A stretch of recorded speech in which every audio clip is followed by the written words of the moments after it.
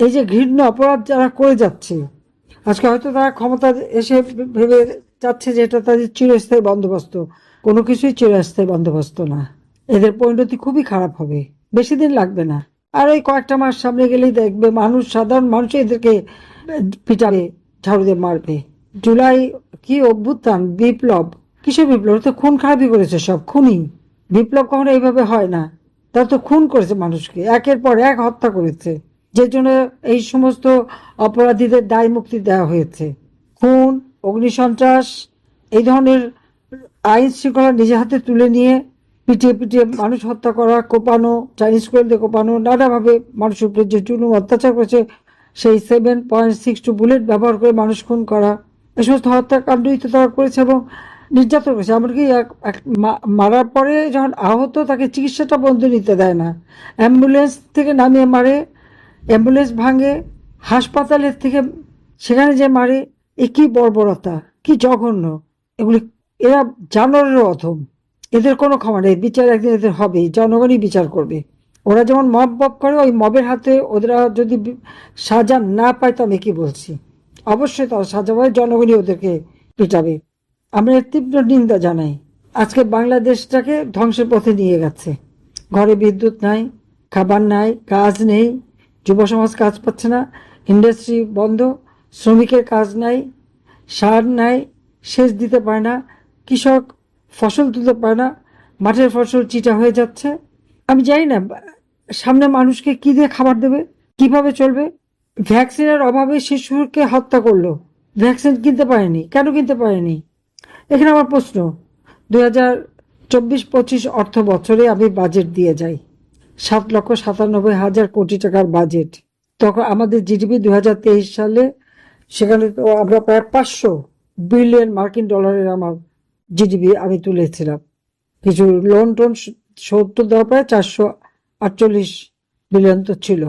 আমাদের প্রবৃদ্ধি আমরা 7 ভাগই তুলেছিলাম, এবারে 6 ভাগের উপরে। অর্থনীতি অত্যন্ত শক্তিশালী, মজবুত ছিল। আজকে সেখানে দারিদ্রের হার বেড়ে গেছে, হতদরিদ্রের হার বেড়ে গেছে, কোনো বিনিয়োগ নাই, আমদানি নাই, রপ্তানি নাই, সব কমে গেছে।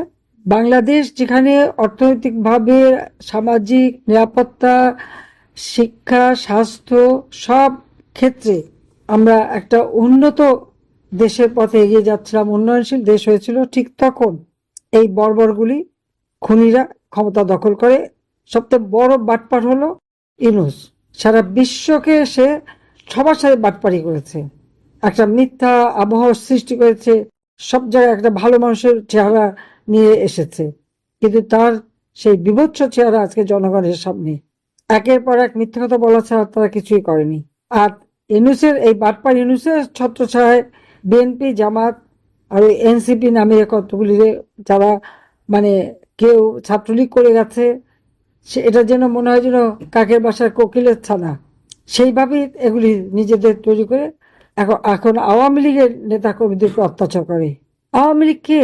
আওয়ামী লীগ জনগণের সংগঠন। 1949 সালে আওয়ামী লীগ প্রতিষ্ঠা লাভ করেছে। ওরা ওরা যে এত নাচানাচি করে, ওরা কাদের দ্বারা তৈরি? জিয়াউর রহমান, বঙ্গবন্ধু শেখ মুজিবুর রহমান, বাংলাদেশের রাষ্ট্রপতি, তাকে নির্মমভাবে হত্যা করেছে খুনি মোস্তাক জিয়া। আমার মা, আমার 3 ভাই, 2 ভাই বউ, আমার আত্মীয় পরিবার পরিজন 18 জন সদস্য হত্যা করেছে। এবং যারা হত্যা করেছিল তাদেরকেও ইন্ডেমনিটি, দায় মুক্তি দিয়েছিল। সেই খুনি জিয়া, তার পকেট থেকে বের হওয়া হলো বিএনপি। আর জামাত হচ্ছে যুদ্ধ অপরাধী। 71 সালে গণ হত্যা চালিয়েছে, 71 সালে বুদ্ধিজীবীদের হত্যা করেছে, 71 সালে তাদের সেই আলবদর রাজাকার, আলশামস বাহিনী করে যেভাবে নির্যাতন করেছে, লুটপাট করেছে, সে যুদ্ধ অপরাধী হিসেবে তাদের বিচার হয়েছে।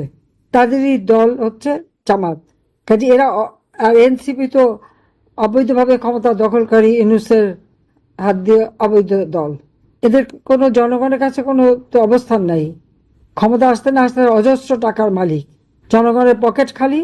ওই ইউনূস, তারেক আর তাদের চালাচামুন্ডাদের পকেট ভারী। আর এদিকে অত্যাচার করে আওয়ামী লীগকে ফ্যাসিস্ট বলে। ফ্যাসিস্ট কে? তুলনা করে দেখেন তো। আওয়ামী লীগ আমলে 15 বছর 7 মাস আমরা ক্ষমতা ছিল, আমরা দেশের উন্নতি করেছি, মানুষের জন্য কাজ করেছি, ওই প্রতিহিংসা পরায়ণতা আমাদের ছিল না। কিন্তু এখন যখন আমার নেতা কর্মীদের উপর চরম নির্যাতন করে, ঘরে ঘরে আজকে আজকে শিশু হত্যা করলো তারা ভ্যাকসিনের অভাবে। সমস্ত টাকা মেরে খেয়েছে। 41,000 কোটি টাকা আমি বাজেটে রেখেছিলাম এই ভ্যাকসিন সহ চিকিৎসার জন্য, সব টাকা মেরে দিয়েছে। আর শত শত মাইল কোল খালি করেছে। আর তার উপর আমাদের প্রায় 10,000-এর উপর আমাদের নেতাকর্মী, তাদেরকে হত্যা করে তাদেরকে গুম করে দিয়েছে। লক্ষ লক্ষ নেতাকর্মীর বিরুদ্ধে মামলা, মামলার তো কোনো সীমা নেই। আর সব হত্যা মামলা বাংলাদেশের সবচেয়ে সস্তা। তো এদের অন্যায় অবিচার যে পর্যায়ে চলে গেছে, এদের পতন খুব অবশ্যম্ভাবী এবং পতন তাদের হবেই হবে। আমাদের মধ্যে মিথ্যা অপপ্রচার চালিয়ে যেটা করেছিল তারা নিজেরাই নিজেদের মানে অপকর্মে মানুষের কাছে তারা আজকে হেয় হয়ে গেছে।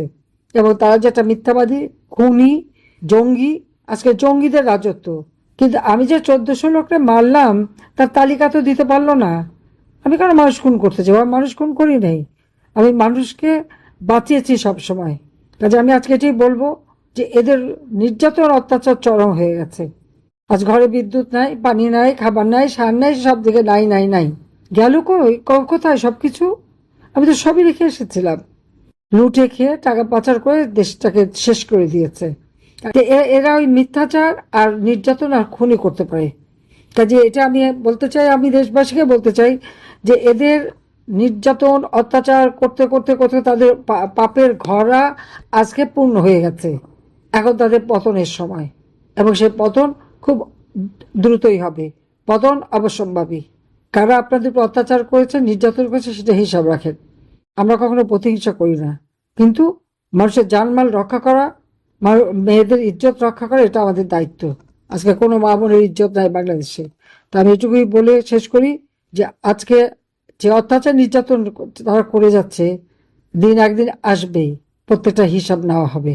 আল্লাহ যেন আমাদেরকে সেই দিন দেয়। আর আমি তো আছি, আমাকে বারবার হত্যার চেষ্টা করা হয়েছে, কিন্তু আল্লাহ যেভাবে হোক আমাকে বারবার বাঁচিয়ে রেখেছেন।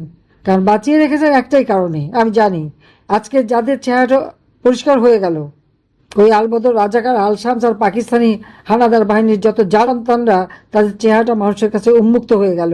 যারা এদেশের স্বাধীনতা চায় না, মানুষের জীবনে শান্তি চায় না, সুখ চায় না, অর্থনৈতিক উন্নতি চায় না, তাদের চেহারাটা দেখানোর জন্যই বোধহয় আল্লাহ আমাকে বাঁচিয়ে রেখেছে। আবার আমরা বাংলাদেশকে উন্নত করব, আবার বাংলাদেশের মানুষ সারা বিশ্বে ইজ্জত পাবে, সম্মান পাবে, মাথা উঁচু করে চলবে। জাতির পিতার সেই আদর্শ নিয়েই আমরা এগিয়ে যাব। সবাইকে ধন্যবাদ। জয় বাংলা, জয় বঙ্গবন্ধু, বাংলাদেশ।